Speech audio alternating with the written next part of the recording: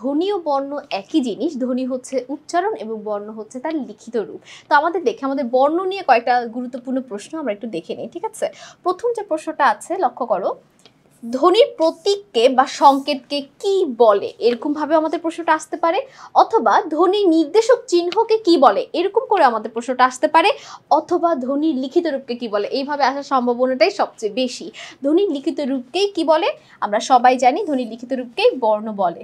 এরপর দেখো, বাংলা ভাষায় মাত্রাহীন বর্ণ কয়টি? আমাদের বাংলা ভাষায় মাত্রা নেই এমন বর্ণের সংখ্যা কয়টি? এমন বর্ণের সংখ্যা হচ্ছে 10টি। 10টি বর্ণ এমন আছে যাদের কোনোই মাত্রা নেই। স্বরবর্ণের পূর্ণরূপ কয়টি? দেখো, স্বরবর্ণের পূর্ণরূপ হচ্ছে, টোটাল স্বরবর্ণের কথা বলা হচ্ছে। আমরা জানি আমাদের টোটাল স্বরবর্ণ হচ্ছে 11টা, তাহলে স্বরবর্ণের পূর্ণরূপ হচ্ছে 11টি।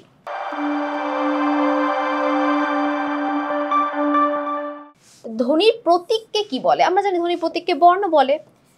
ধ্বনি নির্দেশক চিহ্নকে কি বলা হয়? ধ্বনি নির্দেশক চিহ্নকেও বর্ণই বলা হয়ে থাকে। এখানে যদি স্বরবর্ণের পূর্ণরূপের জায়গায় স্বরবর্ণের সংক্ষিপ্ত রূপ থাকতো, সেক্ষেত্রে কিন্তু উত্তর হয়ে যেত 10টি, ঠিক আছে? কারণ আমাদের এই জায়গায় লক্ষ্য রাখতে হবে যে প্রশ্নে কি পূর্ণরূপ বলা হয়েছে নাকি সংক্ষিপ্ত রূপ বলা হয়েছে। তো আশা করি বর্ণ নিয়ে কিন্তু কারো কোনো সমস্যা হতেই পারে না, কারণ পরিচ্ছেদ 5-এর সবচেয়ে সহজ টপিকে হচ্ছে আমাদের বর্ণ।